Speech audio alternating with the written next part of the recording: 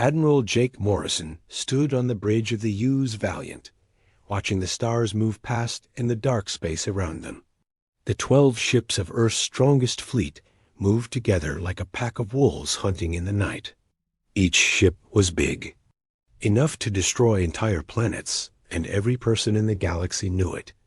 Jake had gray hair now, after 20 years of fighting wars that other people started. His dark eyes missed nothing as he watched his crew work at their stations. The bridge was quiet except for the soft sounds of computers and the low talk between officers. "Admiral, we have something," said Lisa Carter from her station near the front of the bridge.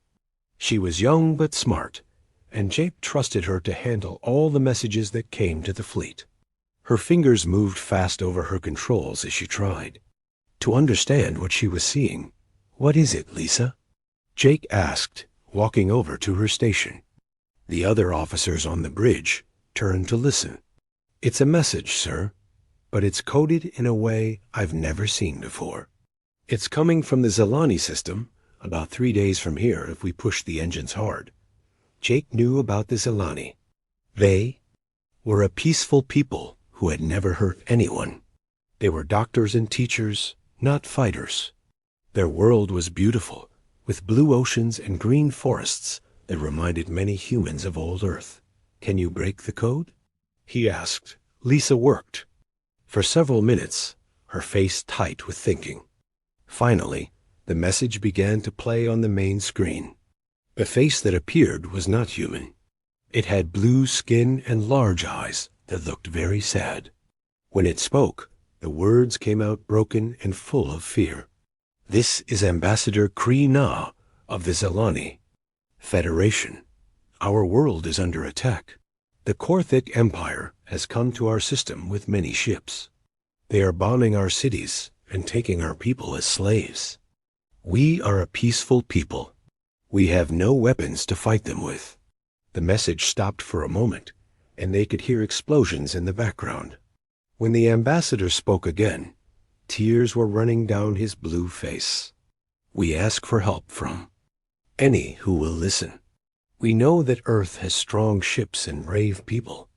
20 years ago, when the sickness came to Mars, our doctors helped save millions of human lives. We ask now that you remember this kindness. Our people are dying.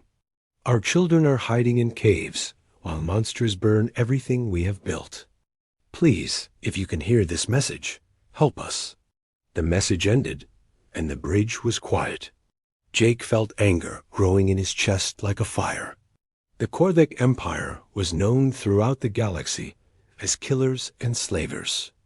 They took what they wanted and destroyed everything else. "How old is this message?" Jake asked. 2 days, sir.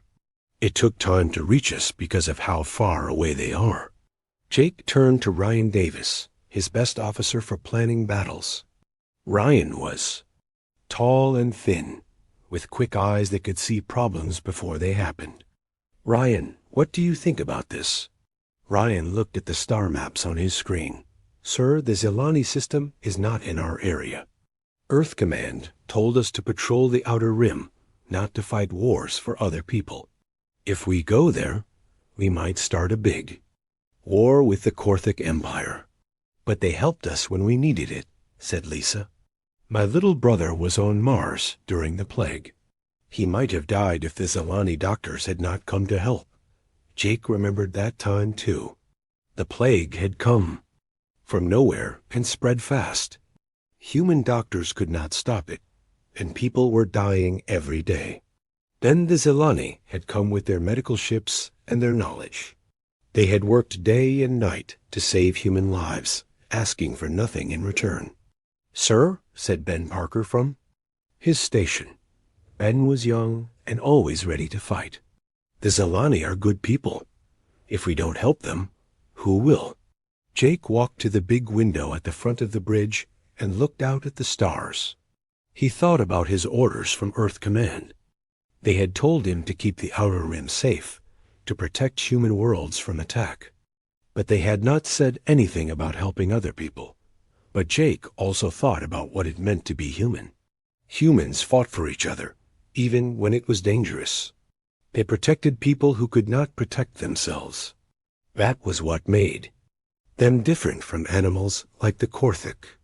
Lisa, send a message to all ships in the fleet. Tell the captains to meet me in the war room in 1 hour. Yes, sir. Jake turned to Ryan. Get me everything we know about Korthik ships and weapons. I want to know how many ships they usually send to attack a world like this.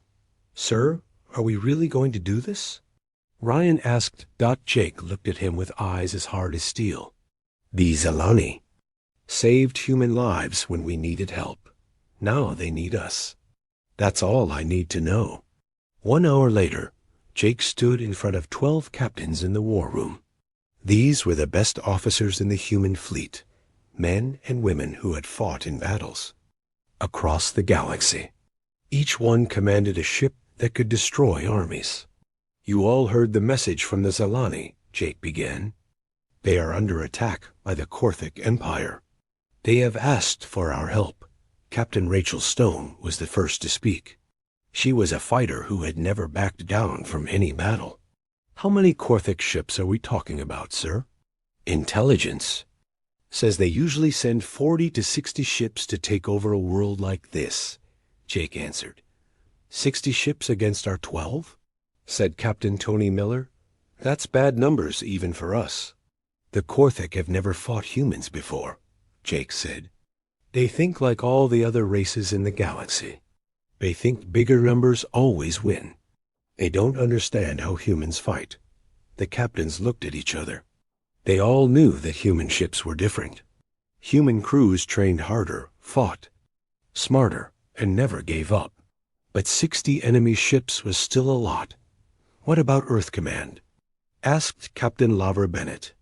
What will they say when they find out we left our patrol area? Jake smiled, but it was not a happy smile. I'll worry about Earth Command later. Right now, there are innocent people dying, and we have the power to stop it. When do we leave? Asked Rachel. Right now. Set course for the Zelani system, maximum speed, and send a message to the Korthik fleet when we get there. Tell them that Earth's deadliest fleet is coming, and they have one chance to leave before we arrive. As the captains left to return to their ships, Jake stood alone in the war room. He knew this decision might end his career. He might be court-martialed when they returned to Earth, but he also knew it was the right thing to do. The Valiant and her 11 sister ships turned toward the Zelani system and jumped into hyperspace. Behind them, the stars seemed to move out of the way, as if space itself knew that something terrible was coming for the Korthik Empire. The human fleet moved through hyperspace like ghosts in the night. Inside the ships, crews checked weapons and ran battle drills. They all knew they were going to fight an enemy that had never lost a war. On the U's Valiant, Commander Alex Turner was getting ready for a special mission. He would take a small, fast ship ahead of the fleet to see what they were up against. Alex was good at sneaking around without being seen, and he spoke several alien languages. Remember, Alex, said Admiral Norrison before Alex left, we need to know how many ships they have and where they are. But don't let them see you. If they know we're coming, they might kill all the Zelani before we can stop them. Understood, sir. I'll be back in 12 hours with everything you need to know. Alex's ship was small and painted black. It had special equipment that made it almost impossible to see on enemy screens. He jumped out of hyperspace at the edge of the Zelani system and began moving slowly toward the planet. What he saw made his stomach feel sick. The blue and green world that had once been beautiful was now covered with smoke and fire. Korthik ships surrounded the planet like vultures around something dead. Alex counted 63 enemy ships, each one big enough to carry thousands of soldiers. But Alex had another job to do first. Between the Zelani system and where the human fleet was coming from, there was a space station called Haven Port. It was a place where traders from many different races came to buy and sell things. Alex needed to stop there to gather information about the Corthic, and to send the message back to Admiral Morrison. Havenport was built inside a large asteroid. Ships from a dozen different worlds were docked there. Alex made his ship look like a regular trader vessel and requested permission to dock. The docking bay was full of aliens. Alex saw the tall, thin Vakari with their gray skin. There were short, round Bendi who rolled around on wheels instead of walking. The snake-like Scytheri moved between the other races, their scales changing colors as they talked. Alex went to a bar where spacers liked to drink and talk. He ordered something that looked like coffee, but tasted terrible. Then he listened to the conversations around him. "I hear the humans are coming," said a Vakari trader to his friend. "My cousin saw their ships moving toward Zelani space." The friend's eyes went wide. "The humans? Are you sure?" "Yes, 12 of their warships. The big ones." A Bendi rolled over to their table. "Did you say humans? The death dealers? Why would they come to Zelani space?" "The Zelani must have asked for help," said the Vakari. "My cousin says they sent a distress call 2 days ago." "The Corthic will not like that," said a Scytheri who had been listening. Her scales turned dark red, which Alex knew meant she was afraid. "The Corthic think they are the strongest warriors in the galaxy. But everyone knows what humans did to the Vorthan raiders." Alex remembered that battle. The Vorthan had attacked 3 human colony worlds, killing thousands of innocent people. The human response had been swift and terrible. An entire Vorthan fleet had been destroyed in less than 6 hours. No Vorthan ship had escaped to tell the story. "What about the Red Moon campaign?" asked the Bendi. "I heard the humans landed ground troops on Krolex Prime and wiped out an entire army in 1 day." "1 day?" said the Vakari. "It was 6 hours. 6 hours to destroy an army that had conquered 12 worlds." The Scytheri's scales turned almost black. "My brother was trading near Krolex space when it happened. He said you could see the explosions from 3 systems away. The humans turned the whole moon into glass." Alex sipped his terrible drink and listened to more stories. Each one made humans sound more dangerous than the last. Some of the stories were true, some were not, but Alex could see that every alien in the bar was afraid of human military power. "I heard," said another voice, "that human ships can think for themselves. They don't need pilots." "No, that's not right," said the Vakari. "Human ships are smart, but they still need people to tell them what to do. The scary part is how fast human crews can think. They see patterns in battle that other races cannot see." A new alien joined the group. This one was tall and covered in fur with sharp teeth. Alex recognized him as a Thraxi, a race that was known for being good fighters. "You want to know what makes humans really dangerous?" the Thraxi said. "It's not their ships or their weapons. It's that they fight for things that are not their own. Most races only fight to protect their own people or their own worlds. Humans will fight and die for complete strangers." "That makes no sense," said the Bendi. "Why would anyone risk their lives for aliens they don't even know?" The Thraxi showed his sharp teeth in what might have been a smile. "That's what makes them dangerous. You can predict what most races will do. They will run when the fight gets too hard. They will make deals to save their own lives. But humans?" He shook his head. "Humans will keep fighting even when they know they will die. They will fight harder when they are protecting others than when they are protecting themselves."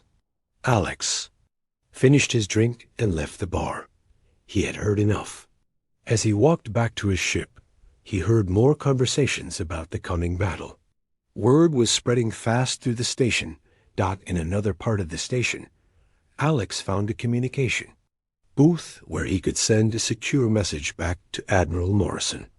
The message was short, but contained everything the Admiral needed to know. 63 Corthic ships confirmed. Standard attack formation around planet. Heavy bombing of population centers ongoing. Enemy morale appears high, but intelligence suggests they do not know humans are coming. Station rumors indicate galaxy-wide fear of human military capabilities. Korthic ground forces estimated at 50,000 troops.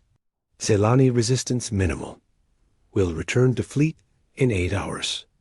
As Alex prepared to leave the station, he heard a commotion in the main docking bay. A group of Korthic soldiers had arrived on a supply ship.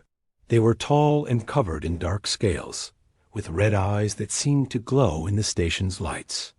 Each one carried weapons that could kill most aliens with one shot. Korthic leader was talking loudly to the station manager, a nervous Nakari who kept bowing. "We need supplies for our fleet," the Korthic said. "Food, ammunition, and medical." "Supplies. We have a war to finish." "Of course, honored warriors," said the station manager. "How goes the conquest of the Zelani world?" The Korthic leader laughed, showing teeth like broken glass. "It is no conquest. It is an extermination. The blueskins are weak. They hide in their cities and cry for help that will never come.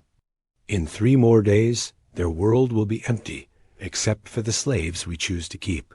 What if help does come?" asked a brave trader.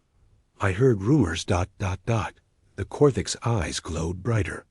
"Rumors? What rumors?" "Nothing, honored warrior. Just silly talk about other races getting involved." "No other race would dare challenge the Korthic Empire," the soldier said.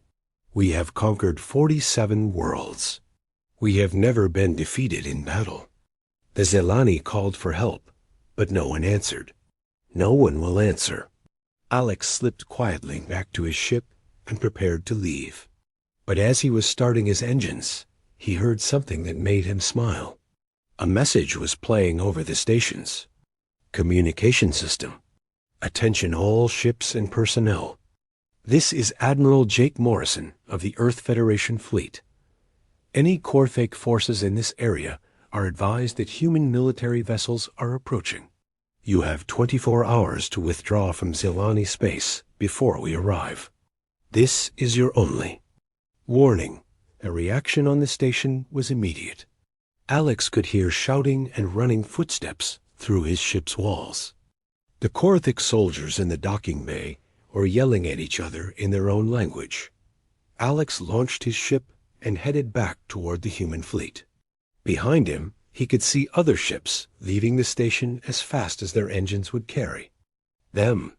No one wanted to be near this place when the humans arrived as he flew through space. Alex thought about what he had heard in the bar. The galaxy was afraid of humans, but they were also amazed by them. Other races fought for profit or survival. Humans fought for what was right. Soon, the Korthic Empire would learn why the galaxy feared Earth's warships. They would learn that humans were different from every other race they had conquered. And they would learn that some wars cannot be won by being bigger or stronger. The human fleet was coming, and with it, the storm that would shake the galaxy. The human fleet dropped out of hyperspace at the edge of the Zelani system like thunder breaking the sky. 12 massive warships appeared where empty space had been just seconds before. Each ship was 3 kilometers long and bristled with weapons that could turn mountains into dust. Admiral Morrison stood on the bridge of the Valiant, looking at the screens that showed him the battlefield ahead. The Zelani homeworld hung in space like a wounded animal, covered in smoke and fire. Around it, 63 Korthic ships moved in formations that looked like hungry sharks circling their prey. "Ben, give me a full report," Morrison said to Lieutenant Parker, who was studying the enemy positions. "Sir, the Korthic have arranged their ships in 3 groups. 20 ships are close to the planet, bombing cities and military bases. Another 20 are in middle orbit, probably protecting the bombers. The last 23 are spread out at the edge of the system, watching for anyone who might try to help." "What about their ground forces?" "Scanner shows heavy troop presence." in all major Zelani cities. They've set up slave camps outside the capital. Sir, from what we can see, they're not just conquering the planet. They're trying to wipe out the entire Zelani race. Morrison felt anger burn in his chest like acid. The Korthik were not just soldiers. They were killers who enjoyed causing pain. The galaxy would be better without them. Lisa, open a channel to the Korthik fleet commander. Channel open, sir. The main screen flickered, then showed the face of a Korthik general. His scales were darker than his soldiers, and old scars crossed his face like a map of all the battles. He had won. His red eyes glowed with the confidence of someone who had never been defeated. I am General Thrakmor of the Korthik Empire, the alien said in a voice like grinding stone. You are trespassing in territory claimed by the Empire. Leave now or be destroyed. Morrison stepped forward so the Korthik could see him clearly. I am Admiral Jake Morrison of the Earth Federation Fleet. You are attacking a peaceful world and murdering innocent people. You have one chance to withdraw your forces and leave this system. This is your only warning. Thrakmor's mouth opened to show rows of sharp teeth. It might have been a smile, but it looked more like a threat. Earth, I have heard of your little world. You are young and foolish. The Korthik Empire has conquered 47 worlds. We have never been defeated. Your 12 ships against my 63? You are either very brave or very stupid. Maybe both, Morrison replied. But here's something you should know about humans, General. We don't fight to conquer or to take things that belong to others. We fight to protect people who cannot protect themselves. And when humans fight for something they believe in, we don't lose. Old words from someone about to die, Thrakmor said. I will enjoy adding human skulls to my collection. You're welcome to try, Morrison said calmly. But first, let me tell you what's going to happen. In the next hour, your fleet will be destroyed. Your ground forces will surrender or be eliminated. And you will learn why the galaxy fears human warships. End transmission. The screen went dark. The bridge was quiet for a moment as the crew prepared for battle. Sir, said Ryan Davis, they outnumber us more than 5-1. Are you sure about this? Morrison looked at his tactical officer with eyes like steel. Ryan, how many battles have we fought together? 14, sir. And how many times have we been outnumbered? Every time, sir. And how many times have we lost? Ryan smiled. Never, sir. Then let's make it 15-0. Rachel, take your squadron and hit their outer perimeter. Show them what human precision looks like. Captain Rachel Stone's voice came through the communication system from her ship, the U.E.'s Thunder. Understood, Admiral. We'll punch a hole in their line big enough to fly a moon through. 4 human destroyers broke away from the main fleet and accelerated toward the Korthik outer ships. The enemy vessels were spread out in a loose formation, expecting any attack to come from the front. In a straight line. That was how most alien races fought. Head-on, ship against ship, until the stronger side won. But humans had learned to fight differently. Rachel's ships moved like dancers, each one following a pattern that looked random, but was perfectly planned. They used the gravity of nearby asteroids to change direction without slowing down. They appeared behind enemy ships when the Korthik expected them to be in front. The first Korthik ship died before its crew knew they were under attack. Rachel's destroyer, the Thunder, fired a beam of concentrated energy that cut through the enemy ship's armor like a knife through paper. The ship exploded in a ball of fire and metal. First kill confirmed, Rachel reported. Moving to target. 2. The Korthik ships tried to turn and fight, but they were too slow and too clumsy. Human ships were smaller and faster, and their crews had trained for thousands of hours to work together like parts of a single machine. Within 10 minutes, Rachel's squadron had destroyed 8 enemy ships and damaged 5 more. Not one human ship had taken serious damage. "Impossible," came Thrackmore's voice over the communication channel. "How are you doing this?" "We're humans," Morrison replied simply. "This is what we do." The Admiral turned to his weapons officer. "Steve, initiate Protocol 7. "Commander." Steve Walsh's hands moved quickly over his controls. "Protocol 7 active, sir. All ships linking targeting systems now." Protocol 7 was something only human fleets could do. It connected all 12 ships into one giant fighting machine. Each ship could see what every other ship was seeing. Each weapon could be aimed by any ship in the fleet. The 12 separate. Warships became 12 parts of one massive weapon. The effect was immediate and terrifying to watch. The human fleet moved with perfect coordination, like a school of fish that could shoot death from every direction. Korthic ships found themselves under attack from enemies they couldn't see, from angles they couldn't predict. "Ben, take us into." "The middle group," Morrison ordered. "Let's see how they like fighting when they can't predict what we'll do next." The Valiant and her sister ships accelerated toward the 20 Korthic vessels protecting the planet bombers. The enemy ships formed a defensive wall, just like their military books said they should. But human military books were different. Instead of attacking the wall head-on, the human ships split into 3 groups. One group went over the enemy formation, one went under it, and one went straight through the middle. The Korthic found themselves surrounded, with human ships shooting at them from 6 different directions at once. "This is impossible," one Korthic captain screamed over the radio. "No race fights like this." "We're not like other races," Morrison said, as his ship's weapons destroyed another enemy vessel. "We're humans. We adapt, we overcome, and we protect those who cannot protect themselves." The battle in the middle orbit lasted only 20 minutes. When it was over, 15 Korthic ships were destroyed, and the other 5 were badly damaged and trying to escape. The human fleet had not lost a single ship. "All ships, advance on the planetary bombers," Morrison ordered.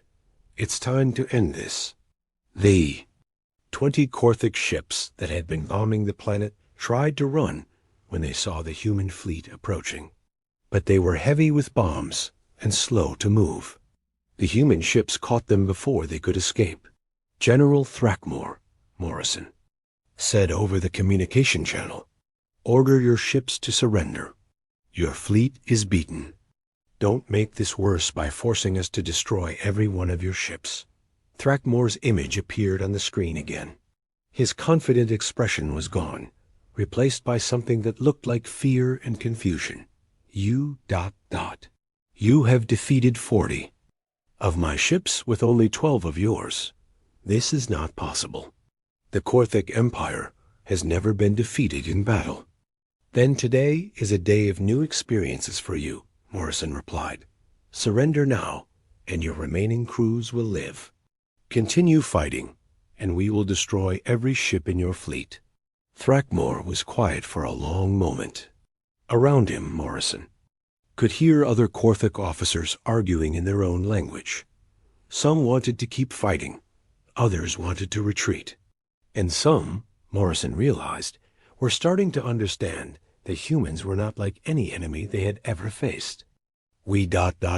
we will not surrender," Thrackmore finally said, but his voice lacked the confidence it had before. "The Korthic Empire does not bow to inferior races," Morrison sighed. He had hoped the Korthic would be smart enough to give up. But some lessons could only be taught with fire and steel. "Very well, General. Tony, Nicole, finish this. Make it quick." The remaining human ships moved in for the final attack. The Korthic fought bravely, but bravery alone was not enough against superior tactics and training. One by one, their ships were destroyed or crippled until only Thrackmore's flagship remained. "General," Morrison said, "you have one ship left." Your fleet is gone. Your invasion has failed. Surrender now, and you and your crew can return to your own space. Refuse, and you will die here with your ship." Thrakmor looked around his bridge at his surviving officers. For the first time in his life, he was facing total defeat. The Korthak Empire had always won through superior numbers and brutality. They had never faced an enemy that could outthink them and outfight them at the same time. I yield," he said finally. "The Korthak fleet surrenders to ... to the humans." Morrison nodded. "Smart choice, General. Now order your ground forces to surrender as well. If they refuse, we double you." News of the defeat traveled through space faster than the speed of light.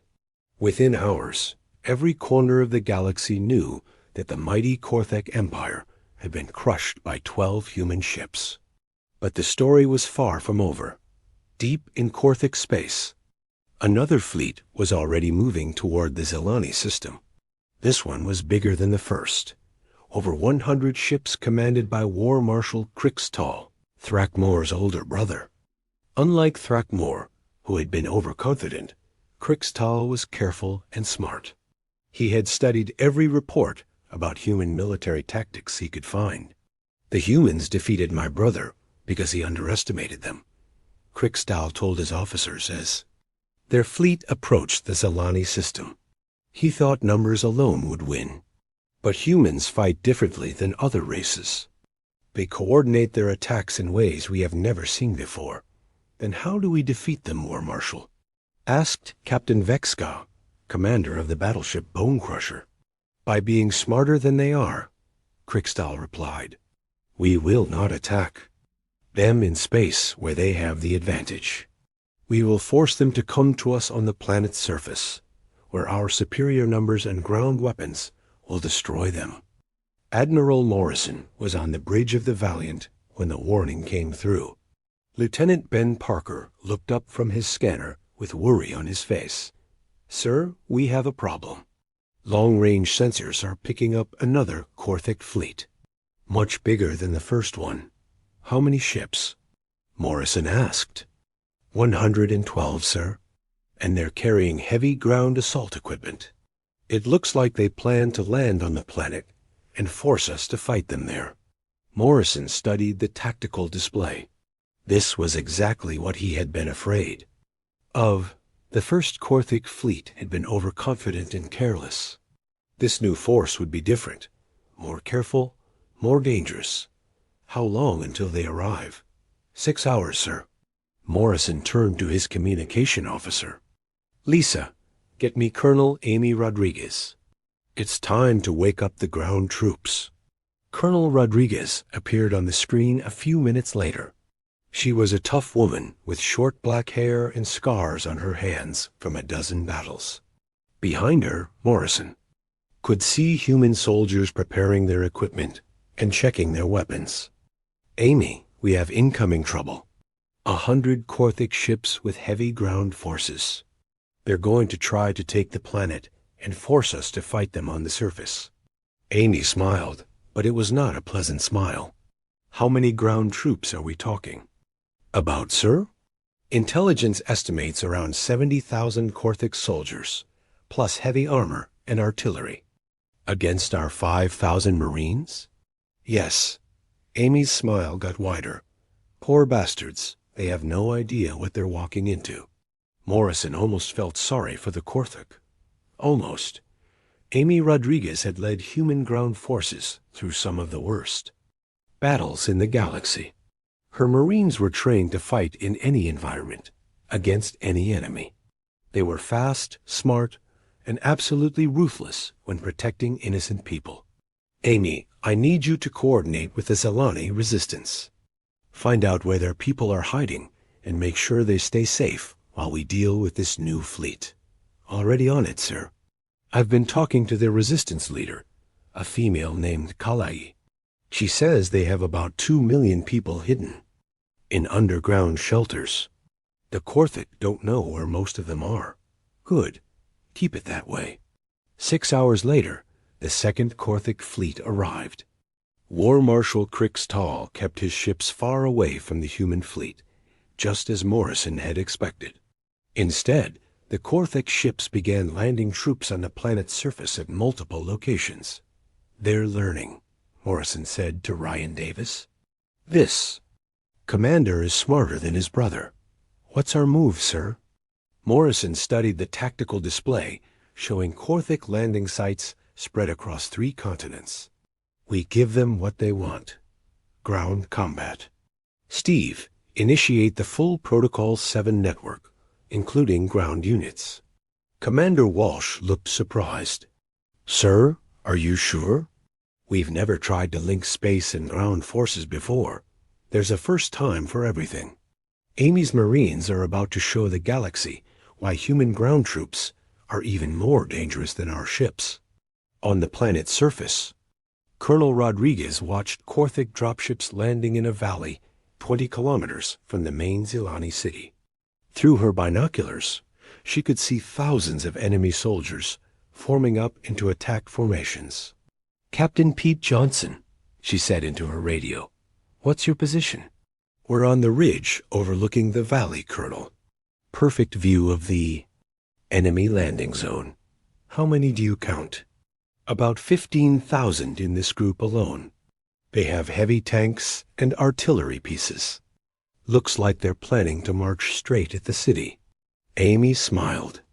The Korthik were doing exactly what she had hoped they would do. They were thinking like most alien races. Put the biggest army in the field and march it straight at the enemy. "Pete, deploy your squads according to Pattern Delta. Make sure every exit from that valley is covered." "Pattern Delta?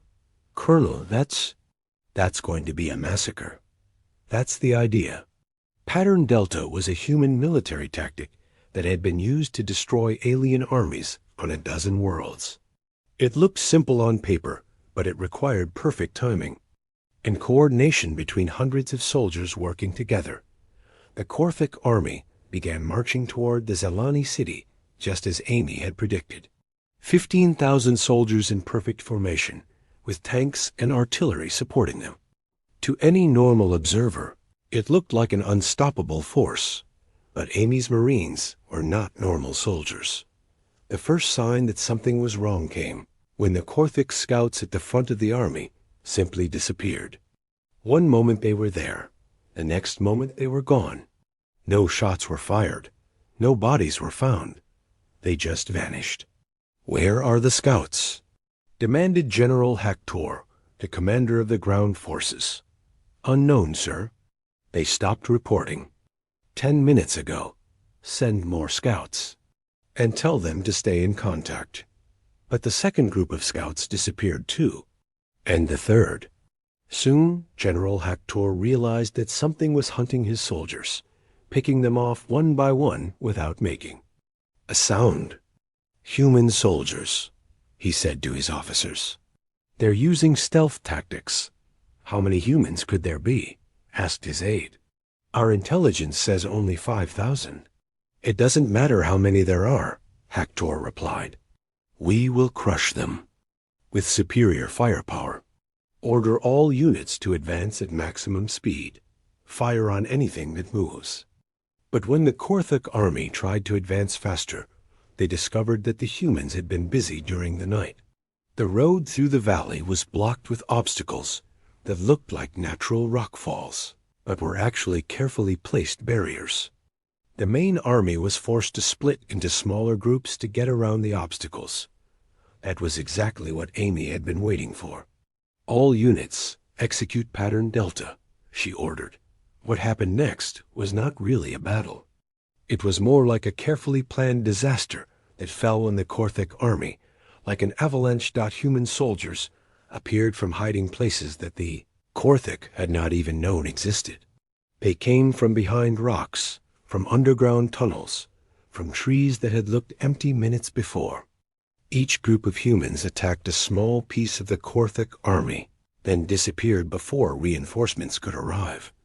The Korthik had trained to fight in large formations against other large formations. They did not know how to deal with an enemy. that attacked in small groups from unexpected directions. Their heavy weapons were useless because they could not see targets to shoot at. "We're under attack from all sides," reported one Korthik captain. "Request immediate support." "Where are they attacking from?" General Hector demanded. "Everywhere. They're everywhere." In space above the planet, Admiral Morrison watched the battle through satellites and cameras carried by his ground troops. The Protocol 7 network allowed him to see everything that was happening on the surface in real time. "Amy's doing good work down there," he said to Ryan Davis. "But the Korthik still have reinforcements coming." "Sir, another 60,000 troops are landing on the other continents. They're trying to surround our ground forces." Morrison nodded. He had expected this too. "Tony, Nicole, take your squadrons and start hitting their landing ships. Don't let any more troops reach the surface." The human ships dove toward the planet like eagles hunting prey. They moved between the Korthik fleet with speed and precision that the enemy could not match. Landing ships exploded in balls of fire before they could discharge their troops. Transport vessels were destroyed before they could unload their supplies. War Marshal Krixtal watched his carefully planned invasion falling apart. In space, human ships were destroying his transports faster than he could protect them. On the ground, his armies were being torn apart by an enemy they could barely see. "How are they doing this?" he demanded. "We have them outnumbered 20-1 on the surface." "Sir," reported his intelligence officer, "it appears that human soldiers do not fight the way other races fight. They work together in small groups that can appear and disappear quickly. Each group seems to know exactly what every other group is doing. That's impossible. No race can coordinate that many small units at once.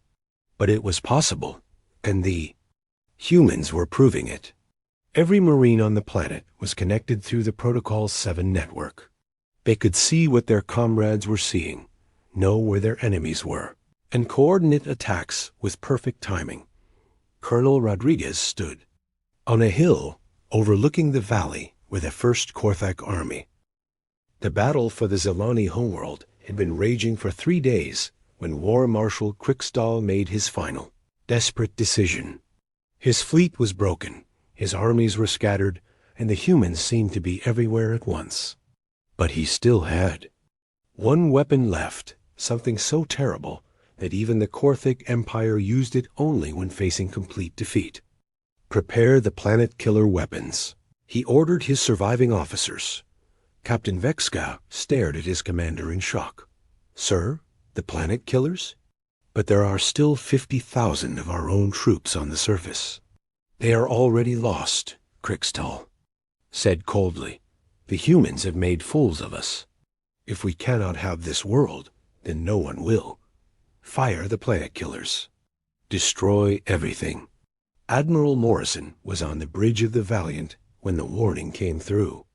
Lieutenant Ben Parker's face went white as he read his instruments.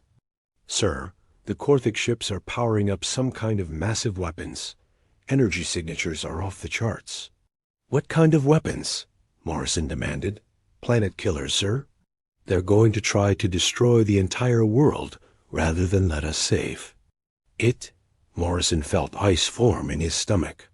Planet killer weapons could turn a living world into a ball of dead rock in minutes. The Zelani people, his own ground troops, everything would be destroyed. "How long until they can fire?" 2 minutes, sir." Morrison's mind raced through options. His ships could try to attack the Korthik vessels, but they would never reach them in time. The planet killers were already charging, and once they fired, nothing could stop them. Unless ... "Steve, can we link all our ship's main weapons into a single beam?" Commander Walsh looked at his controls with wide eyes. "Sir, that's never been attempted. The power requirements alone could tear our ships apart. Can we do it? Theoretically, yes. But if we channel that much energy through the Protocol 7 network, we might lose half the fleet."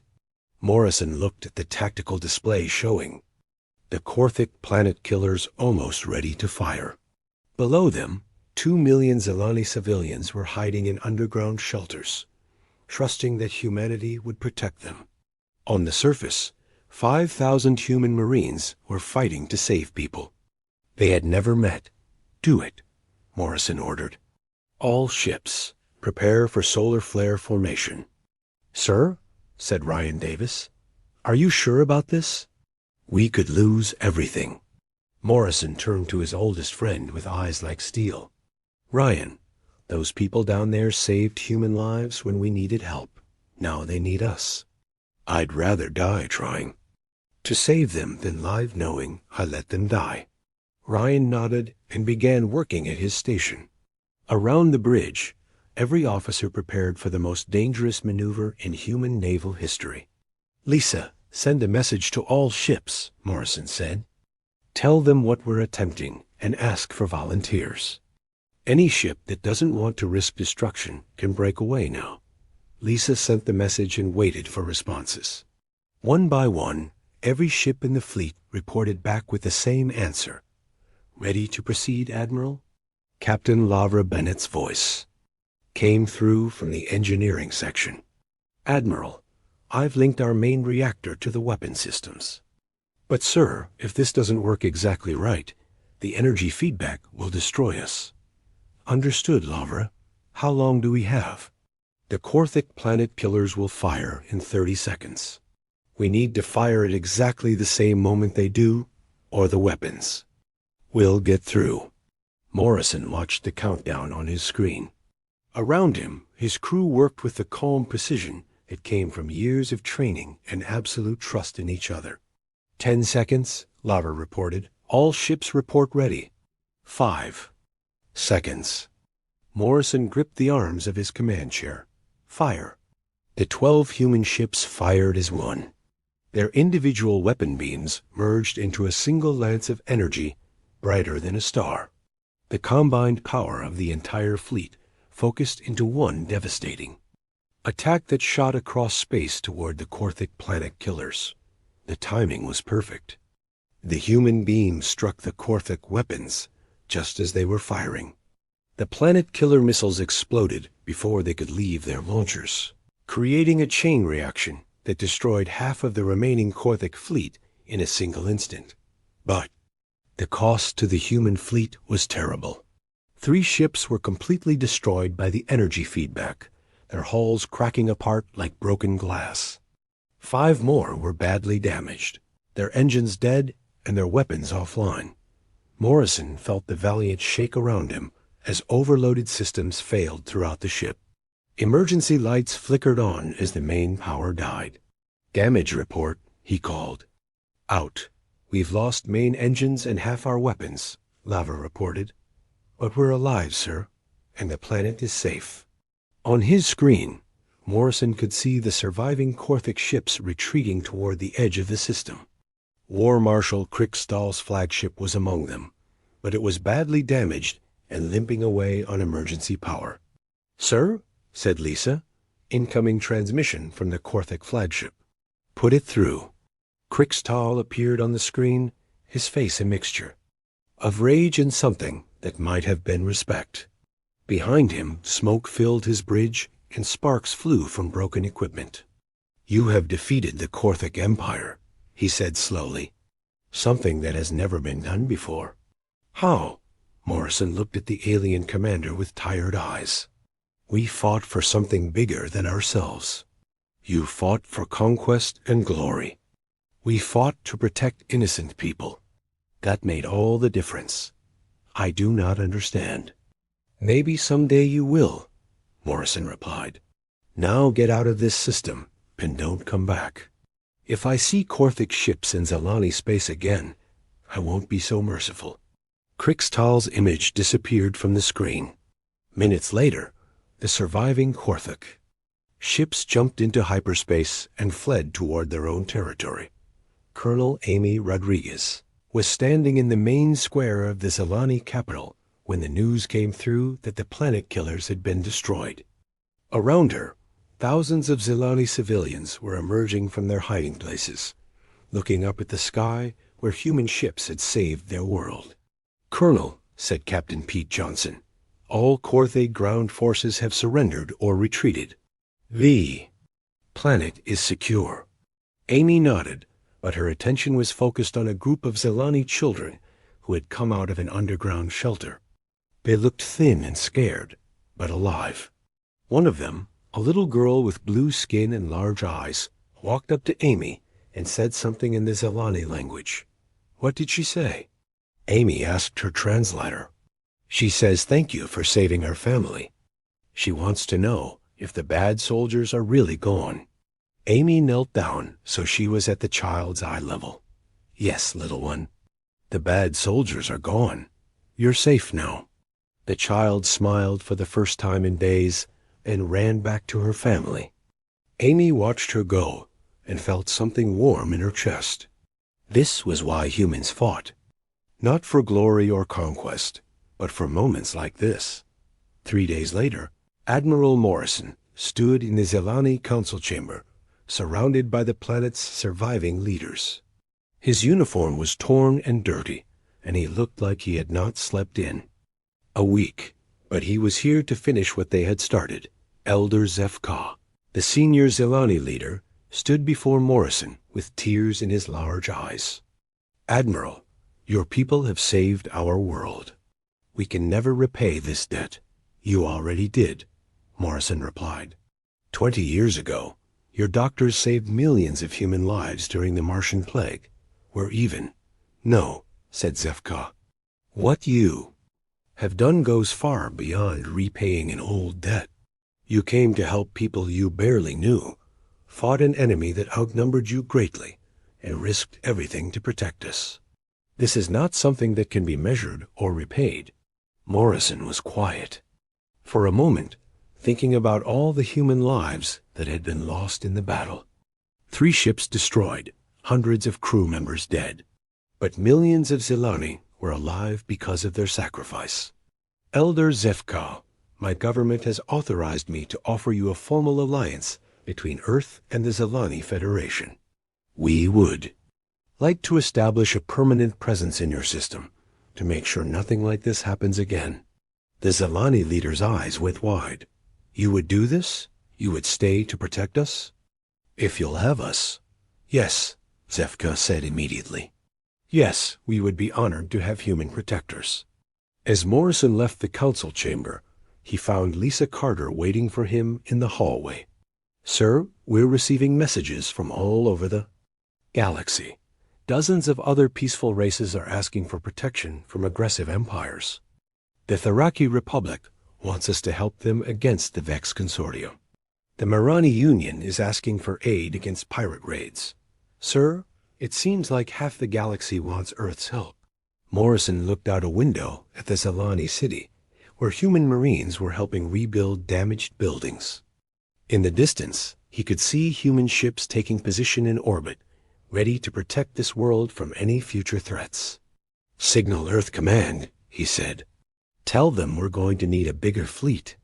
As news of the human victory spread throughout the galaxy, every race began to reconsider their place in the cosmic order. The Corthic Empire, once feared throughout known space, had been defeated by a smaller human force. Other aggressive empires suddenly found themselves facing questions from their own citizens about whether conquest was worth the risk of facing Earth's warships. But for peaceful races throughout the galaxy, the news brought hope for the first time in generations. Humanity had proven that bullies could be stopped, that the strong could be defeated by the smart and the brave. On Earth, Admiral Morrison's final report was read by leaders who understood that their world had just become something new. Admiral Jack Morrison stood in the command center of the orbital defense station. The metal walls around him hummed with quiet energy. Earth spun slowly below, blue and peaceful in the darkness of space.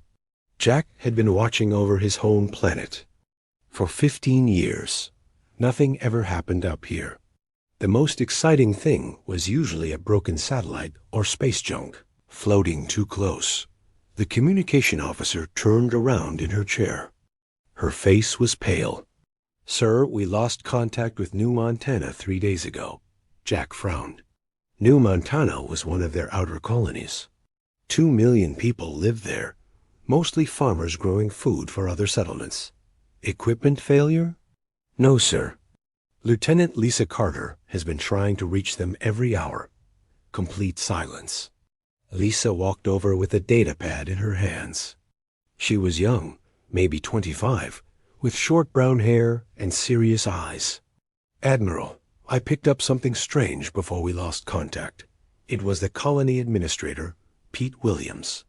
He was screaming about lights in the sky. Jack took the datapad and listened to the recording. Pete's voice came through, filled with terror. "They're everywhere. Ships in the sky. They're not ours. They're firing. Oh, God, they're firing on the settlements. The whole valley is burning. They're killing everyone. Why won't they stop? Why won't they?" The transmission cut to static. Jack's blood turned cold. "Play it again." Lisa pressed the button. They listened to Pete's final words 3 more times. Each time, Jack felt his stomach drop lower. "Sir," the communication officer called out, "I'm getting reports from other stations. Kepler's Rest went silent yesterday. Titan's Edge stopped transmitting this morning." Jack stared at the datapad. 3 colonies. 3 settlements full of innocent people. All quiet now. "Get me President Hayes. Emergency channel." The main screen flickered to life. President Robert Hayes appeared, sitting behind his desk in Washington. His gray hair was messy, like he had been running his hands through it. Dark circles hung under his eyes. "Jack, please tell me you have good news." "I don't, sir." "We've lost contact with 3 outer colonies. New Montana, Kepler's Rest, and Titan's Edge. We have audio from New Montana." "It sounds like an attack." The president's face went white. "Attack? By who?" "Unknown ships, sir. The colony administrator said they were firing on settlements." Hayes was quiet for a long moment. "How many people?" New Montana had 2 million. Kepler's Rest had 800,000. Titan's Edge had 50,000 researchers. The president closed his eyes. "Nearly 3 million people." Jack nodded. "Sir, I recommend we put all defense stations on high alert. If someone is attacking our colonies, do it. I'm calling an emergency meeting of the Defense Council. General Patricia Woods is already on her way. We'll know more soon." The screen went dark. Jack turned to his crew. They were all watching him, waiting for orders. These were good people. Soldiers who had trained their whole lives for a moment like this. None of them had ever expected it to really happen. "Alert status red." Jack announced, "All weapon systems online. Scan for any ships that don't belong. If something moves out there, and it's not ours, I want to know about it." The crew jumped into action. Screens lit up around the command center. Warning lights flashed red. The quiet hum of the station changed to something urgent and alive. Lisa stayed next to Jack. "Sir, do you think they're coming here?" Jack looked down at Earth. Billions of people lived down there. They went to work, had families, lived normal lives. They had no idea that 3 of their colonies might be nothing but ash and smoke now. "I don't know, Lisa, but we're going to be ready if they do." 2 hours later, General Patricia Woods appeared. On the main screen, she was calling from the Pentagon. Her uniform was perfect, but her face was grim. "Admiral Morrison, we've analyzed the data from all 3 colonies. The attacks were coordinated. They hit all 3 at almost the same time, across different star systems." "Aliens?" Jack asked. "Has to be. Our intelligence suggests it was the Zephyrian Empire. They've been expanding across the galaxy for decades. Very aggressive, very violent." Jack had heard of the Zephyrians. Most humans had. They were part of the Galactic Council, like Earth was. But everyone knew they were trouble. They had conquered dozens of worlds. They treated other species like animals. Why attack us? We've never bothered them. General Woods shook her head. Our sources say they don't need a reason. They see humans as weak, primitive. They probably think we can't fight back. Can we? The general paused. Our fleet has 37 ships. The Zephyrians have over 600. Our weapons are basic kinetic cannons and fusion missiles. Theirs are plasma bombardment systems that can burn entire continents. Jack felt the weight of those numbers. 37 ships against 600. It wasn't even a fair fight. What are orders? Protect Earth at all costs. The President is meeting with Ambassador Helen Price. She's going to the Galactic Council to ask for help. Will they help us? General Woods was quiet for a moment. Probably not. Most species are afraid of the Zephyrians. They won't risk war to save us. After the call ended, Jack stood alone in the command center. His crew worked around him, preparing for a battle they probably couldn't win. Down below, Earth kept spinning. People went about their lives, not knowing that death might be coming from the stars. Jack thought about Pete Williams, a good man who had spent his life growing food to feed other colonies. Now he was probably dead, along with everyone he had ever known. The Zephyrians had killed them all without warning, without mercy. But humans were still alive. Earth was still free. And as long as Jack Morrison had breath in his body, he would fight to keep it that way, even if they had no chance of winning. Dr. Alan Tucker was eating lunch when his phone rang. He almost didn't answer it. The number was blocked, and he got a lot of spam calls at the research facility. But something made him pick up. Double quotes, Dr. Tucker, this is President Hayes. Alan nearly choked on his sandwich. Mr. President? Doctor, I need you to listen carefully. Authorization code Alpha 77 Lazarus. Do you understand? Alan's fork clattered to the floor. His hands started shaking. Sir, that code. Are you sure? I'm sure. How fast can you get to Nevada? Alan looked around his small office. He had been working here for 20 years, studying alien technology in secret. The Alpha 77 Lazarus code was something he hoped he would never hear. 4 hours by military transport. A plane is already waiting for you. Dr. Tucker, I need you to understand something. We just lost 3 colonies. Nearly 3 million people are dead. Alan closed his eyes. The Zephyrians? Yes, and they're probably coming for Earth next. I'll be there in 4 hours. The flight to Nevada felt like the longest 4 hours of Alan's life. He stared out the window at the desert below. Somewhere down there, buried under miles of rock and steel, was Project Lazarus. He had helped design it 30 years ago, when he was young and foolish enough to think it would never be used. The military base looked normal from the outside. Just another research facility in the middle of nowhere. But Alan knew better. He walked through 3 security checkpoints, each one scanning his eyes, fingerprints, and DNA. Finally, he reached the elevator. The elevator went down for a full minute. When the doors opened, Captain Susan Blake was waiting for him. She was tall and strong, with black hair pulled back in a tight ponytail. Her uniform had no rank symbols that most people would recognize. Dr. Tucker, we've been waiting for you. How long since activation? 6 hours. We're bringing everything online now. They walked through corridors carved from solid rock. Emergency. Lights cast red shadows on the walls. Alan could hear machines humming in the distance, waking up after decades of sleep. How many people know about this place? Counting you and me? Maybe 50 people on Earth. The President. A few generals. The engineers who built it. They reached a massive steel door. Susan pressed her hand to a scanner, then typed in a code. The door opened with a deep rumble.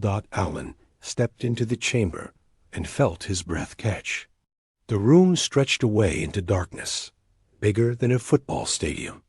Rows of cylindrical containers lined the floor, each one 30 feet tall and glowing, with soft blue light. "How many?" Alan whispered. 300 containers. 50 different weapon systems. Everything we could think of. Alan walked to the nearest container. Through the clear metal, he could see thousands of tiny silver spheres floating in liquid. "Nanite." "Swarms," Susan said. "Self-replicating. They eat metal and turn it into more nanites. One container could consume an entire battleship in 20 minutes. They moved to the next container. This one held what looked like a black metal sphere covered in strange symbols. Quantum disruptor. It tears holes in space-time. Anything that gets too close just ... stops existing. Alan shook his head. "We built all this? We had help. You remember the crash in Antarctica? 2157? The alien ship. I worked on that project. We learned a lot from that wreck. Took us 50 years to understand even the basic concepts. But we kept working, kept improving." They walked deeper into the chamber. Container after container of weapons that could destroy entire fleets. Biological agents that could adapt to any alien DNA. Energy weapons that could punch through any known shield. Gravity bombs that could collapse stars. Susan, these weapons. They could destroy entire planets. That's the idea. Alan stopped walking. "We're not supposed to be like this. Humans are supposed to be peaceful. We're explorers, not warriors." Susan turned to face him. Her eyes were hard. "Doctor, 3 million of our people are dead. They were farmers and miners and scientists. They never hurt anyone, but the Zephyrians killed them anyway, just because they could. I know, but no buts. The galaxy thinks we're weak because we choose to be peaceful. They think our technology is primitive because we only show them the simple stuff. Well, today they learned the truth." They reached the center of the chamber. A large screen showed a map of the solar system. Red dots marked the locations of hidden weapon platforms throughout the asteroid belt and on the outer planets. "We've been building this network for 70 years, Susan explained. Every mining station, every research outpost, every satellite has weapons hidden inside. The galaxy thinks we're just digging for rocks and studying planets. They have no idea what we've really been doing." Alan stared at the map. Hundreds of red dots, each one representing enough firepower to destroy a fleet. On the moon, the Prometheus. Array, kinetic bombardment platforms. We can drop tungsten rods on any target in the solar system at 90% the speed of light. The outer planets, automated defense platforms. If anything enters our solar system without permission, they'll know about it. Alan walked to another container. This one held vials of green liquid, biological weapons, targeted viruses. Completely harmless to humans. Lethal to any known alien species within hours. We've been collecting DNA samples from every species that visits Earth for the past 50 years. Through diplomatic meetings, among other things. Amazing how much genetic material people leave behind when they shake hands. Alan felt sick. All those years of peaceful contact with alien species. All those friendly diplomatic dinners and cultural exchanges. And they had been collecting samples the whole time, preparing to kill them if necessary. "Dr. Tucker, I know. This is hard to accept, but the galaxy is not a nice place. Species get conquered every day. Entire civilizations get wiped out because they couldn't defend themselves. So we prepared to wipe them out first. We prepared to survive. There's a difference." Susan led him to a control room overlooking the chamber. Banks of computers lined the walls. Technicians worked at stations, bringing weapon systems online. Status lights changed from red to green, as each platform reported ready. How long until? Everything is active? 12 hours, maybe less. And the Zephyrians? Our scouts report a large fleet massing at their forward base. 600 ships. They'll probably attack within the week. Alan sat down in a chair and put his head in his hands. We're really going to do this. Dr. Tucker, look at me. He raised his head. Susan was standing in front of him, her face serious, but not unkind. 30 years ago, you helped design these weapons because you knew this day might come. You knew that someday humanity might face extinction. Well, that day is here. I hoped I was wrong. So did I, but we weren't. And now we have a choice. We can let the Zephyrians destroy Earth, like they destroyed our colonies. Or we can show them what happens when someone attacks the human race. Alan looked out at the chamber full of weapons, each one capable of ending civilizations, each one built by human hands, human minds, human ingenuity. The galaxy will never trust us again. Good. Fear keeps you alive longer than trust. A technician called out from his station. Captain Blake, Prometheus Array reports full operational status. Nanite production facilities, online and manufacturing. Quantum disruptors, charged and ready. Susan turned back to Alan. Doctor, in 12 hours, the most powerful weapons ever created by human beings will be ready for combat. What we do with them will determine whether humanity survives or becomes just another extinct species. Alan stood up slowly. Outside, somewhere in space, an alien fleet was preparing to destroy his world. Below him, humanity's true power was awakening from its long sleep. Let's make sure they regret attacking us.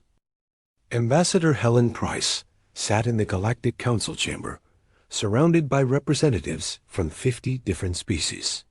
The chamber was huge, with curved walls that rose up into darkness. Each species had their own section, designed to make them comfortable. The Altarians needed water tanks. The Crystalline Collective required special light frequencies.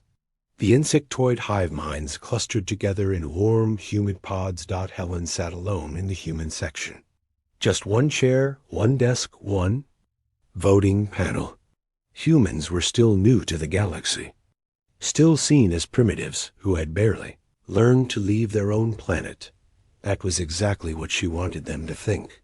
War Commander Thex High of the Zephyrian Empire stood at the central podium. He was 8 feet tall, covered in gray scales, with 4 arms and yellow eyes that never blinked. When he spoke, his voice rumbled through the chamber like thunder. The Zephyrian Empire has claimed the Outer Rim territories previously occupied by the human infestation. These worlds now serve the glory of our empire. Helen stood up, her hands shaking just enough for the other ambassadors to notice. Commander, Thex High, those were peaceful colonies. Farmers, miners, researchers. They never threatened anyone.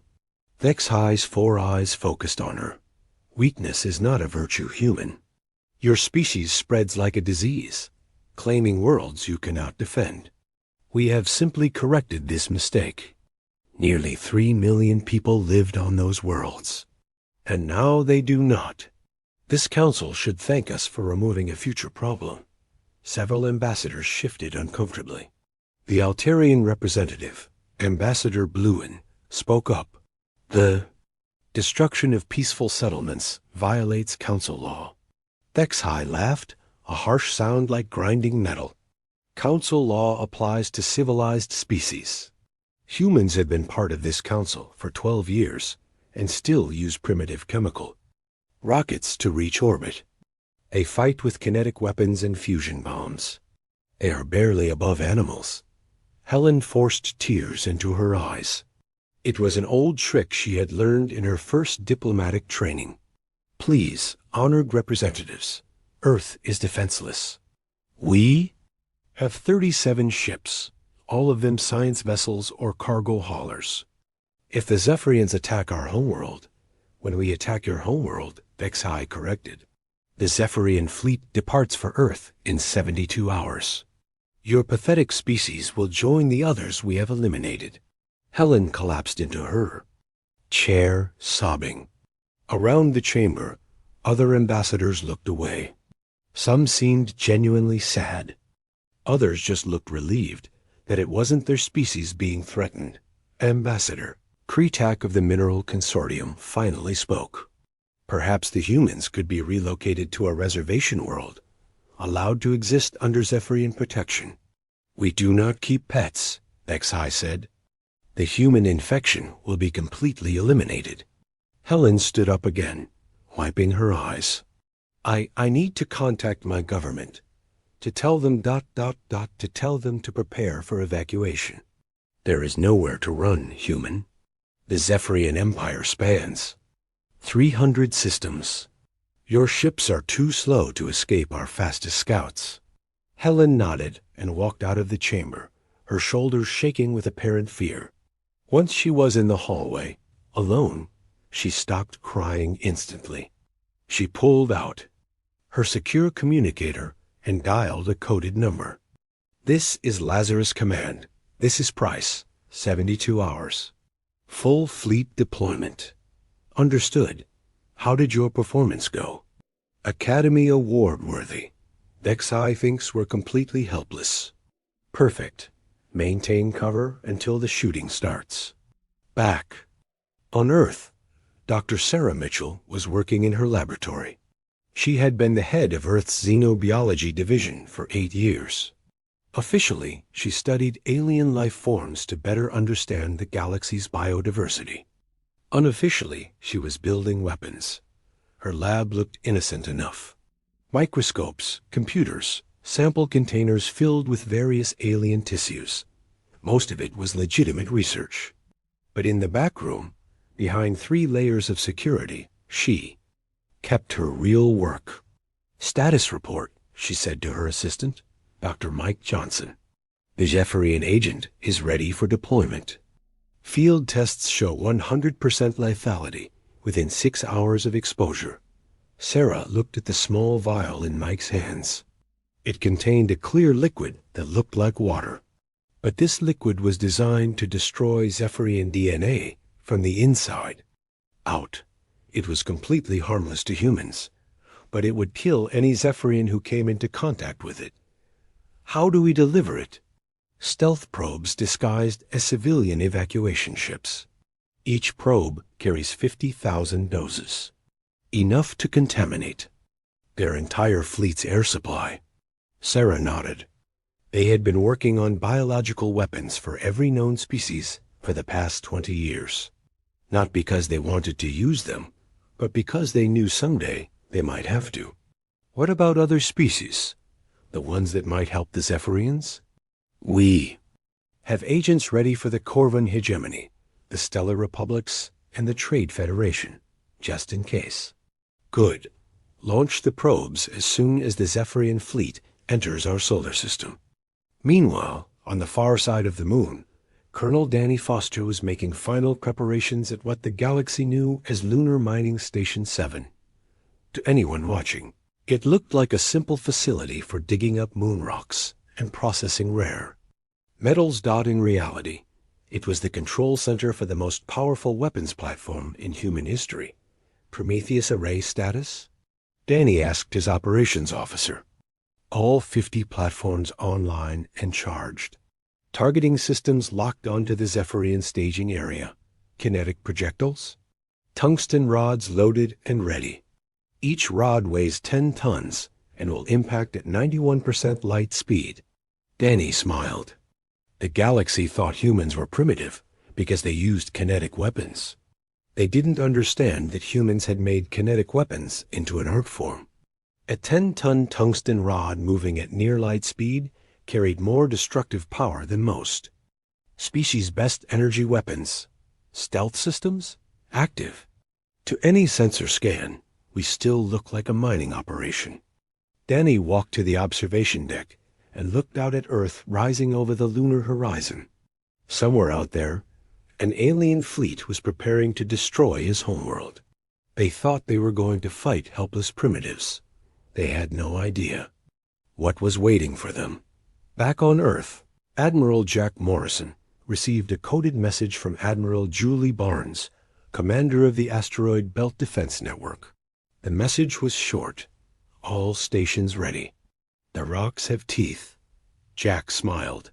For 50 years, humans had been setting up mining operations throughout the asteroid belt.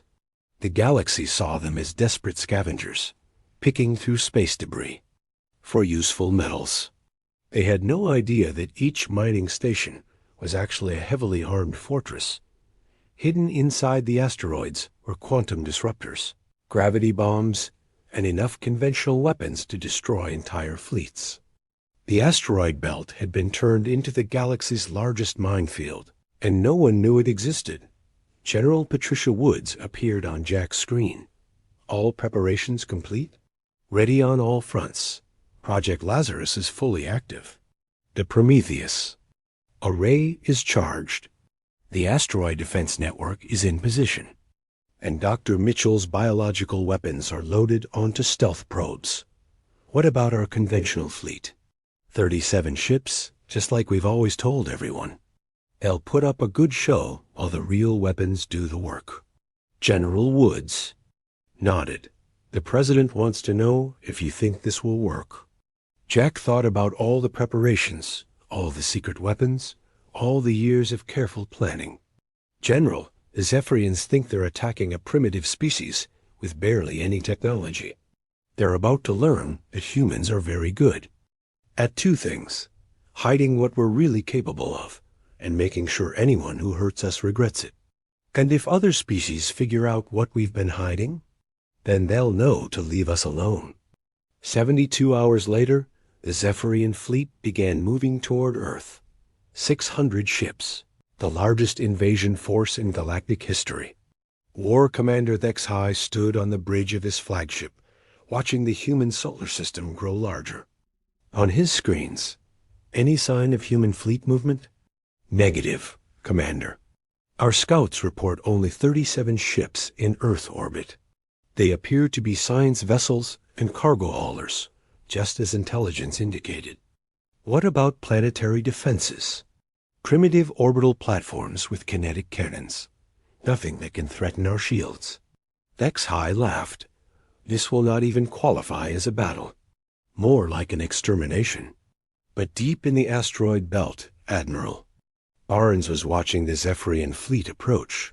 Her weapons were charged and ready. Hidden nanite swarms waited in dark corners of space. Quantum disruptors powered up silently. On the moon, Colonel Foster's finger hovered over the firing button for the Prometheus array. In Nevada, Dr. Tucker watched hundreds of weapon systems come online.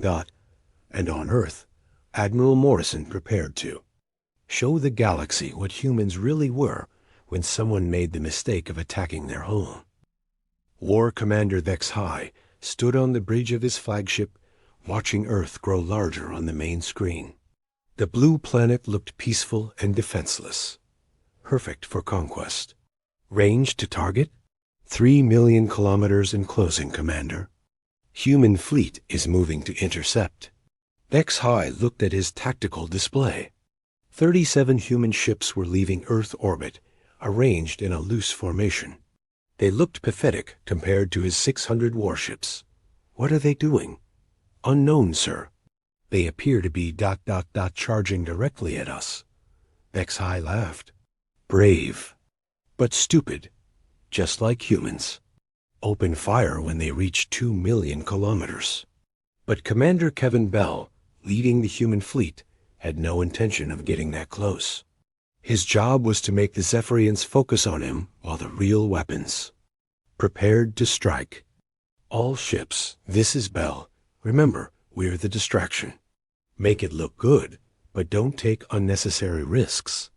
The human ships spread out, firing their kinetic cannons and fusion missiles. The weapons looked impressive, but barely scratched Zephyrian. Shields. It was exactly what Thexhai expected from primitive humans. Their weapons are as weak as our intelligence suggested, the Zephyrian tactical officer reported. Shall we destroy them quickly? No. Let them exhaust their ammunition first. I want them to understand how hopeless their situation is. Hidden on the far side of the moon, Colonel Danny Foster watched the battle through his sensors. The Zephyrian fleet was exactly where he wanted them. Prometheus Array, this is command. You are authorized to fire. Copy, command. Firing sequence initiated. In space, hidden among what looked like mining equipment, 50 massive kinetic cannons swiveled toward the Zephyrian fleet. Each cannon held a 10-ton tungsten rod, accelerated to 91% of light speed by powerful magnetic fields. The rods were invisible as they streaked through space. No energy signature, no exhaust trail, nothing for Zephyrian sensors to detect. They were just pieces of metal moving very, very fast. The first rod hit Thexhi's flagship in the engine section. At near light speed, the tungsten penetrated shields. Like they weren't there, punched through armor like paper, and kept going. The entire rear half of the ship simply disappeared in a flash of vaporized metal. What was that? Thexhi screamed as his bridge shook violently. Unknown impact. We've lost engines and rear weapons. More rods slammed into the Zephyrian fleet. Each impact destroyed whatever it hit completely. Battleships split in half. Cruisers exploded into clouds of debris. The mighty Zephyrian fleet suddenly found itself under attack by invisible weapons. Where are they firing from? Unknown. Sensors show no energy signatures. Find them. But Admiral Julie Barnes wasn't giving them time to think. Deep in the asteroid belt, her hidden stations came online.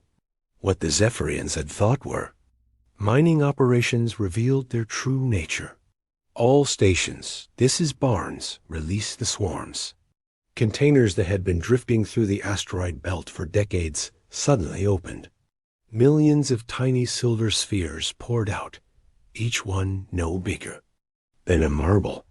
They looked harmless, but they were the most dangerous weapons humanity had ever created. The nanite swarms moved through space like living things, attracted to the metal hulls of Zephyrian ships. When they made contact, they began to consume the metal, turning it into more nanites. Each swarm could reproduce itself in minutes. Commander, something is eating our hull. Thexhi watched in horror as his ships began to dissolve from the outside in. The nanites spread from ship to ship, consuming everything they touched. Entire squadrons disappeared as their hulls were turned into more nanites. Use plasma weapons. Burn them off. But the nanites adapted faster than the Zephyrians could respond. When they fired plasma, the nanites evolved heat resistance. When they used energy weapons, the nanites learned to absorb energy and use it to reproduce faster. In the asteroid belt, Admiral Barnes watched the tactical display with satisfaction. Quantum disruptors, you're clear to fire. Hidden throughout the asteroids, devices that looked like communications arrays suddenly activated. But instead of sending messages, they sent tears in space-time itself. Reality began to break down around the Zephyrian fleet. Black holes the size of basketballs appeared and disappeared, swallowing whatever came too close. Space itself became a weapon as the laws of physics bent and twisted. A Zephyrian battleship tried to escape by jumping to hyperspace. The moment it entered the quantum field, it simply stopped existing. Not destroyed, not damaged, it just wasn't there anymore. Commander, we need to retreat. Where? Thexhi demanded. Half our ships are gone. The other half are being eaten by some kind of disease. On Earth, Dr. Sarah Mitchell watched the battle from her laboratory. The Zephyrian fleet was in chaos, but she wanted to make sure none of them escaped. Release the probes. Small ships that looked like civilian evacuation vessels launched from hidden bases around Earth. The Zephyrians ignored them, focusing on the invisible weapons that were destroying their fleet.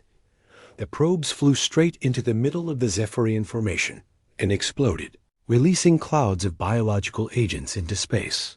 The virus spread through the air systems of every Zephyrian ship, carried by their own ventilation. Within minutes, Zephyrian crew members began collapsing at their stations. The virus attacked their DNA directly, shutting down their immune systems and organs. There was no cure, no treatment, no way to stop it. Medical emergency on all decks. Commander, the crew is dying. All of them? Every Zephyrian on the ship. The humans. The human prisoners are fine, but our people are falling over dead. Vex-High realized the horrible truth. The biological weapon was designed specifically for Zephyrians. The humans had studied their DNA and created a virus that would kill only them, but the worst was yet to come. In the depths of Nevada, Dr. Allen Tucker activated the final phase of Project Lazarus. Gravity bombs armed and ready. Launch. Devices the size of refrigerators launched from hidden silos across Earth.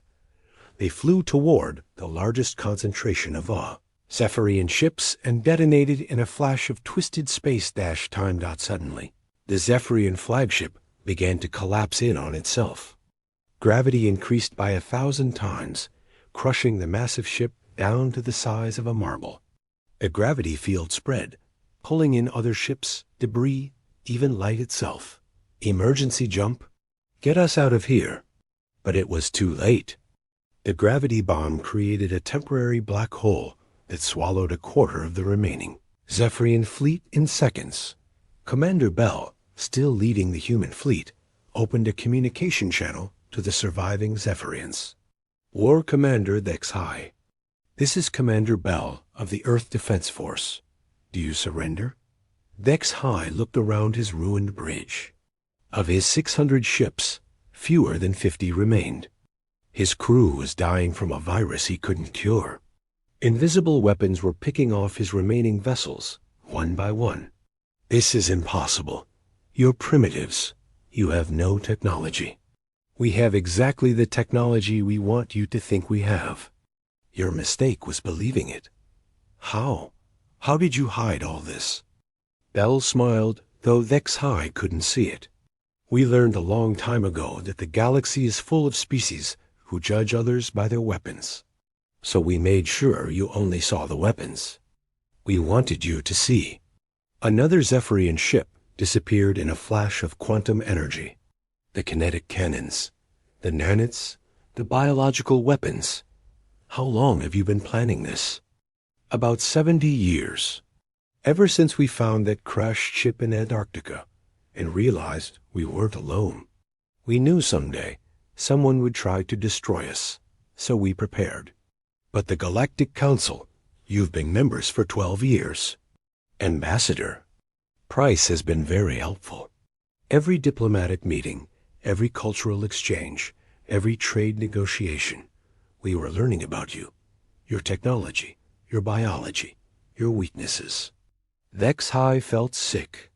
Every time he had met with humans, every time he had dismissed them as primitives, they had been studying him, planning for this moment. You ...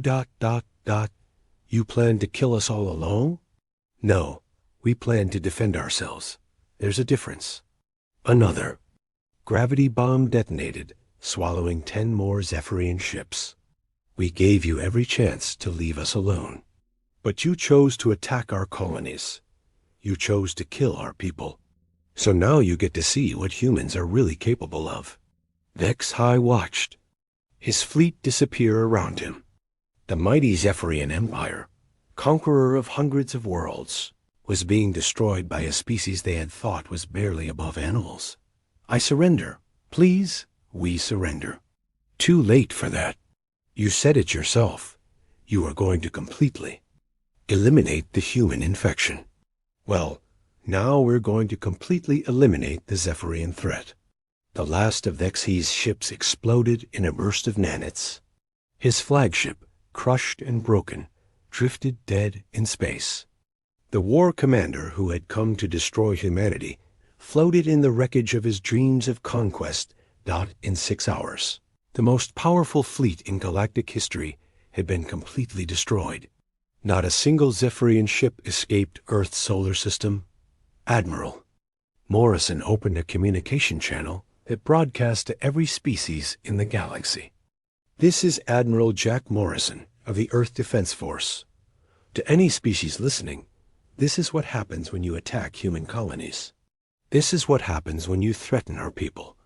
This is what happens when you underestimate us.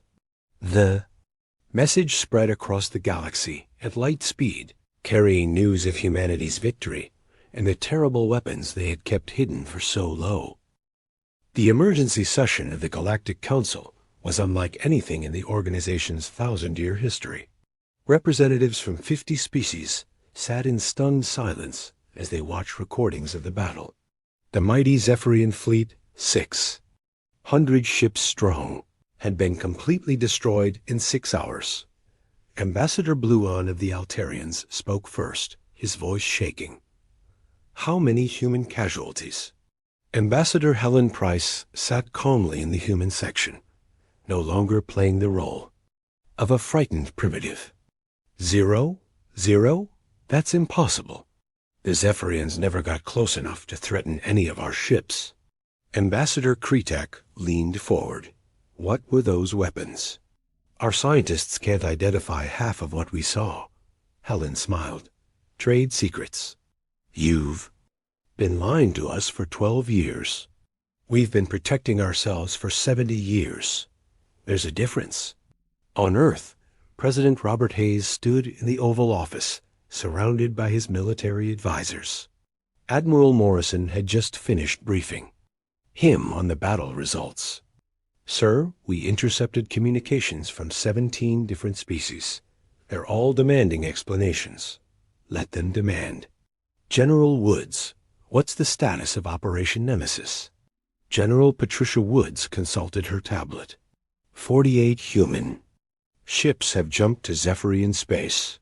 They're equipped with the full range of Project Lazarus weapons. Opposition? None, sir. Every Zephyrian military installation has surrendered without firing a shot. They saw what happened to their main fleet, the president nodded. How long until we control their entire empire? At current pace, 72 hours. They have colonies on 53 worlds, but none of them have any real defenses. Casualties? Minimal.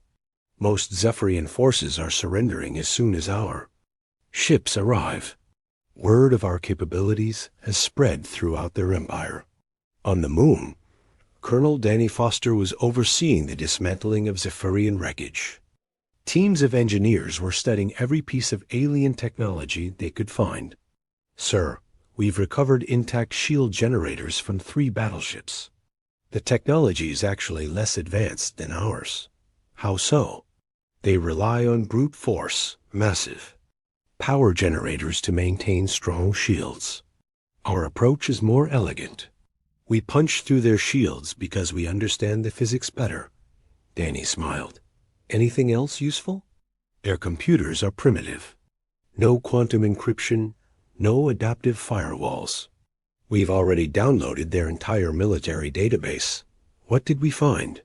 Locations of every Zephyrian base, ship, and weapon. Intelligence files on every species they've been watching. And detailed invasion plans for 17 different civilizations. Including us? Earth was supposed to be the first of 5 primitive species eliminations scheduled for this year. Danny felt cold. Who were the others? The Peaceful Coalition, the Harmony. Worlds, the New Democratic Union, and the Crystal Gardens Collective. All peaceful species. All species the Zephyrians thought couldn't fight back. Meanwhile, in Nevada, Dr. Alan Tucker was beginning the process of putting Project Lazarus back to sleep. Most of the weapons would be stored again, hidden until they were needed. Doctor, what about the nanite swarms? Alan looked at the readouts. Millions of tiny machines were still active in space, having consumed the metal from Zephyrian ships to reproduce. Can we recall them? Most of them. But some have evolved beyond our control protocols. They're still eating metal and making more. Nanites? How many? maybe 10% of the original swarms. They're spreading through the outer system, consuming asteroids and space debris. Alan frowned. Will they threaten our own ships? Unknown. They were programmed to target Zephyrian hull materials specifically, but evolution doesn't always follow programming. Keep monitoring them. If they become a problem, we'll deal with it. Dr. Sarah Mitchell was facing a similar issue in her lab. The biological weapon had worked perfectly. Too perfectly. The virus is still active in Zephyrian space. It's spreading to any ship or station that had contact with the fleet. Can we stop it? Not without going there personally. The virus was designed to be unstoppable once released. Sarah looked at the data. How many Zephyrians are still alive? In their home system? Maybe a few million. Out of a population of 12 billion. Sarah felt sick. She had created the virus to defend Earth, but now it was wiping out an entire species. Sarah, we didn't have a choice. They were going to kill every human in the galaxy. I know, but 12 billion people. 12 billion people who supported a government that committed genocide for fun. This is what they chose. Back at the Galactic Council, the debate was growing heated. Ambassador Helen Price listened as species after species demanded explanations for humanity's hidden weapons. You violated every treaty on advanced weapons. Research. We signed no such treaties. The Geneva Protocols clearly state the Geneva Protocols apply to human conflicts. These were self-defense weapons designed to protect us from alien threats. Ambassador Veltar of the Trade Federation stood up. You've upset the balance of power.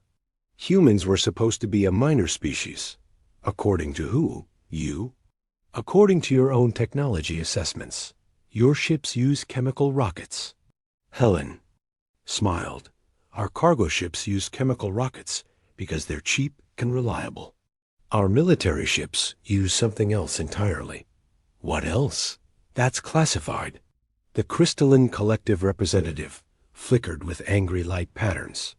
Humanity must submit to weapons inspections immediately. No, no. We're a sovereign species. We don't answer to this council. You're members of this council. We're observers in this council. There's a difference. Ambassador Bluin tried to calm the situation. Helen, surely you understand our concerns. These weapons you've revealed? They could destroy entire civilizations. Yes, they could. That's rather the point. But what's to stop you from using them on us? Helen looked around the chamber at all the frightened faces. Simple. Don't attack us. The silence that followed was deafening. For 70 years, humanity has been peaceful. We've never started a war, never conquered a world, never enslaved another species. We're explorers and scientists and farmers, but we're not victims. She stood up, her voice carrying clearly through the chamber. The Zephyrians thought we were. Weak because we chose peace.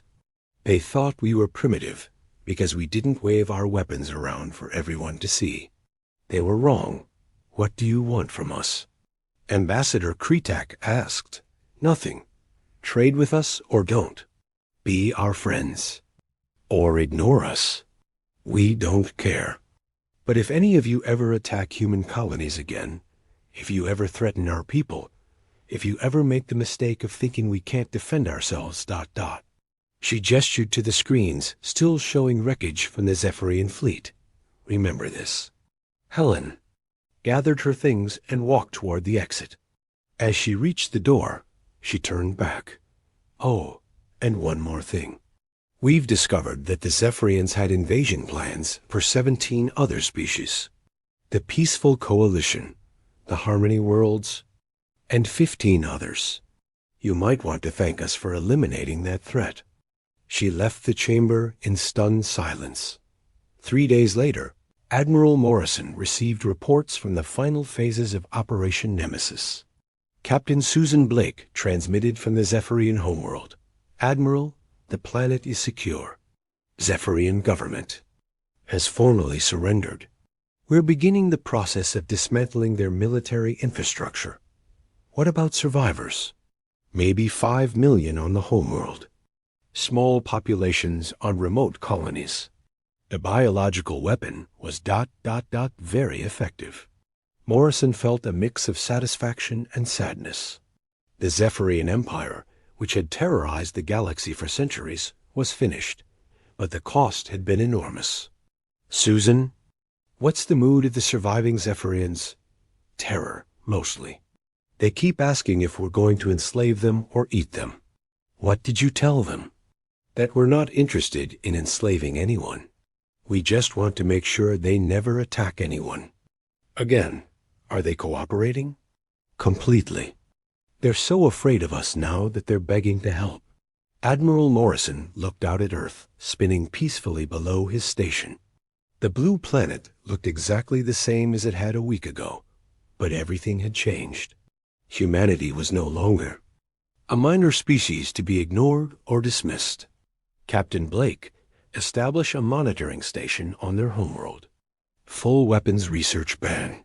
No military ships larger than patrol craft. And they pay reparations to the families of our colonists. Understood, sir. Morrison opened a new communication channel, broadcasting on all galactic frequencies. This is Admiral Jack Morrison of the Earth Defense Force. 1 week ago, the Zephyrian Empire attacked 3 peaceful human colonies and murdered nearly 3 million innocent people. Today, the Zephyrian Empire no longer exists. He paused, letting that sink in across the galaxy. To the species of the galaxy who value peace, who respect the sovereignty of others, who believe in the right of civilizations to exist without fear, humanity stands with you. To those who believe that might makes right, who think peaceful species are easy targets, who would commit genocide for conquest, ... double quotes, Morrison looked directly into the camera. We are watching you. We know who you are. We know where you live. And if you ever threaten innocent people again, you will join the Zephyrians in extinction.